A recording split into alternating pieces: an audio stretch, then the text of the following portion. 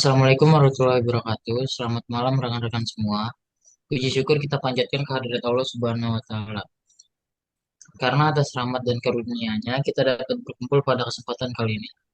Pada kesempatan ini kami akan memaparkan hasil penelitian kami yang berjudul Pengaruh Perbedaan Harga Produk Online dan Offline terhadap Pembelian Generasi Z di Era E-commerce 5.0.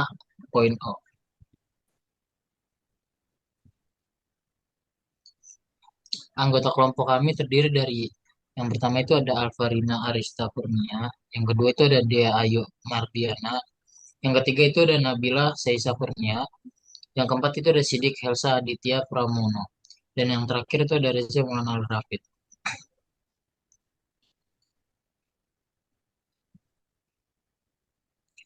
Ya, di sini adalah terbelakang.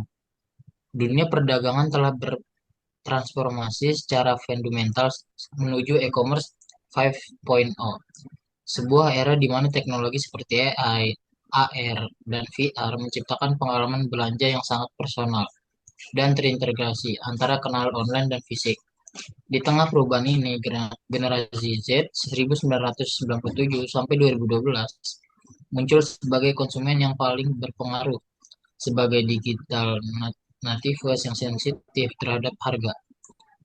Mereka merespon disparitas harga yang umum terjadi antara platform online atau cenderung lebih murah dan toko fisik. Sensitivitas ini mendorong mereka pada perilaku belanja hibrida, yaitu showrooming, atau membandingkan harga online di toko fisik, dan webrooming, atau riset online sebelum membeli secara fisik.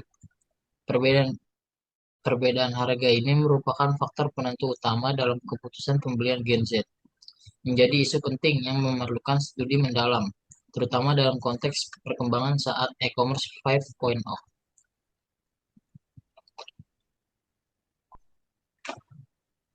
Selanjutnya ada rumusan masalah. Yang pertama, bagaimana pengaruh perbedaan harga produk di platform online dan offline terhadap keputusan pembelian generasi Z. Dua, faktor-faktor apa yang berperan sebagai mediator maupun moderator dalam hubungan antara perbedaan harga dengan keputusan pembelian Gen Z pada era komersil 5.0. Yang ketiga, sejauh mana perkembangan teknologi serta kemudahan memperoleh informasi di era e-commerce 5.0 mempengaruhi keterkaitan antara perbedaan harga dengan keputusan pembelian Gen Z. Selanjutnya,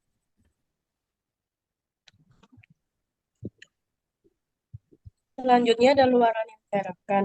Luaran dari penelitian ini berupa artikel yang dipublikasikan di jurnal ilmiah, kumpulan data penelitian yang dapat dimanfaatkan oleh peneliti lain sebagai bahan analisis dan perbandingan, infografis, serta konten visual untuk menyebarkan temuan penelitian kepada masyarakat melalui media sosial, serta rekomendasi strategi bisnis yang dapat digunakan oleh pelaku usaha dalam menarik dan mempertahankan konsumen Gen Z, baik di platform online maupun offline. Yang selanjutnya adalah manfaat penelitian. Yang pertama ada manfaat teoritis. Penelitian ini bertujuan memperkaya literatur perilaku konsumen dan pemasaran digital dengan fokus pada analisis dampak perbedaan harga online dan offline terhadap Gen Z. Temuan ini juga berkontribusi pada pengembangan kajian perilaku konsumen di era e-commerce 5.0. Selanjutnya ada manfaat praktis. Penelitian ini secara praktis memberikan wawasan bagi pebisnis untuk merumuskan strategi penetapan harga Gen Z yang efektif. Hasilnya juga menjadi referensi bagi retail dan e-commerce dalam menyusun strategi pemasaran terpadu. Selain itu, temuan ini meningkatkan literasi digital Gen Z agar mereka lebih cerdas dalam menyikapi perbedaan harga saat berbelanja. Oke, yang selanjutnya itu ada tujuan penelitian. Yang pertama itu ada menganalisis perbedaan harga produk antara platform online dan offline yang mempengaruhi keputusan pembelian Gen Z. Yang kedua itu ada mengidentifikasi faktor-faktor yang memediasi atau memoderasi pengaruh perbedaan harga terhadap keputusan pembelian generasi Z di era e-commerce 5.0. Yang ketiga itu ada menganalisis peran perkembangan teknologi dan kemudahan akses informasi pada era e-commerce 5.0 dalam memperkuat atau memperlemah pengaruh perbedaan harga terhadap keputusan pembelian generasi Z. Selanjutnya ada bab 2.1, yaitu perbedaan harga antara toko offline dan online dipengaruhi oleh yang pertama biaya operasional. Toko online memiliki biaya operasional lebih rendah karena tidak perlu biaya sewa, listrik, dan banyak karyawan. Sebaliknya, toko offline memiliki biaya operasional tinggi karena Iya. membutuhkan sewa, tempat, listrik, dan banyak karyawan. Yang kedua, efisiensi distribusi dan pemasaran. Toko online memanfaatkan teknologi digital untuk menekankan biaya pemasaran, sedangkan toko offline memerlukan biaya tambahan untuk dekorasi, pelayanan, dan lokasi strategis. Yang ketiga ada promosi, yaitu persaingan di toko online memicu promosi agresif seperti diskon, cashback, dan voucher yang jarang ditemukan di toko offline. Lalu yang keempat, biaya tambahan. Harga di toko online bisa lebih mahal karena adanya biaya layanan dari marketplace atau kebijakan penjual. Selanjutnya, Selanjutnya, di sini ada faktor yang mempengaruhi pengaruh perbedaan harga terhadap keputusan pembelian Gen Z.